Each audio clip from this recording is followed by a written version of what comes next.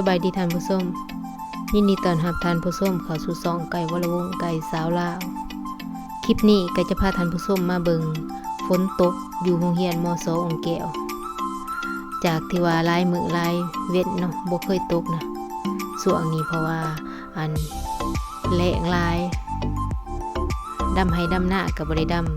ำเขาก็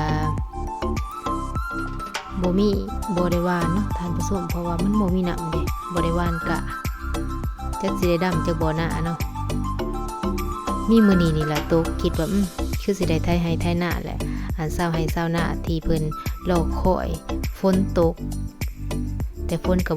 บ่ตกจักเทื่อมื้อนี้ตกเนาะก็ถือว่าเป็นมื้อที่ดีสำหรับเช้าให้เช้าหน้าเพิ่นสิมีน้ำดำหน้าเนาะเพราะว่ามันก็หลายมื้อแล้วดิบ่ได้ตกแห้งแล้งหลายกะก็เพียไฟขึ้นเนาะเป็นแดงเบิดทีบเนาะมื้อนี้คือคิดว่าคือสิกะก็คือสิลกง่ายเพราะว่าฝนตกห่ำใส่เนาะน้ำในหน้าก็สิมีให้ดำบรรยากาศก็ดีท่านผู้ชมต้นไม้ใบหญ้าเขียวอุ้มทุ่มเนาะฝนตกห่ำนี่ก็อยู่ชั้นที่2ของโรงเรียนเนาะมีลมน้ำเนาะท่านผู้ชมแต่เฮาถ่ายนี่คือมันบ่แห้งแต่ในความเป็นจริงมันแห้งเลยท่านผู้ชมเอาเป็นว่ามาติดตามเบิ่งนำกันเลยเนาะว่าน้ำสิหลายปานใดอยู่โรงเรียนม.ส.องแก้วเนาะส่วนปีกายนี่น้ำท่วม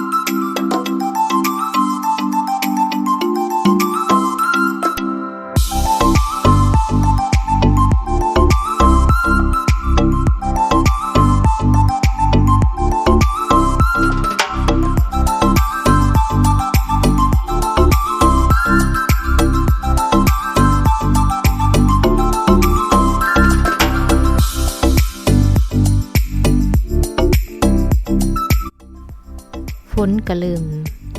ห่วยลงแน่เนาะท่านผู้ชมเนาะน้ำก็เริ่มไหลมาหลายเนาะแต่ว่านี่ก็ยังบ่ถึงว่าขันหุ่นแห้งเนาะเพราะว่านี่กำลังเริ่มตกก็พอดีแต่สุ่มซื่นดีพอดีมีน้ำพดกกไม้ใบหญ้าเขียวงามเนาะบรรยากาศหอบสโมสรของโรงเรียนม.2 แก้วเนาะมีเดินหญ้าแล้วก็หญ้ากระพร้อมปลูกแต่มันบ่ทันได้เกี่ยวเบิดดอกท่านผู้ชม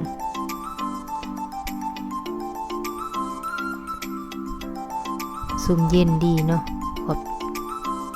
คลิปนี้ก็สิเบิดเพียงสำนี้เด้อท่านผู้ชมถ้าหากว่ามักคลิปนี้ก็อย่าลืมกดไลค์เนาะกดแชร์กดติดตามพร้อมทั้งกดหมากกระดิ่งเพื่อจะบ่พลาดคลิปวิดีโอใหม่ๆถ้าหากว่าใครบ่ผิดพลาดประการใดก็ต้องขอโทษขออภัยนำท่านผู้ชมเนาะและก็เพื่อนๆทั้งหลายขอบใจหลายๆสำหรับการติดตามสำหรับคลิปนี้ขอกล่าวคำว่าสบายดีบ๊ายบายพบกันใหม่ในคลิปต่อไป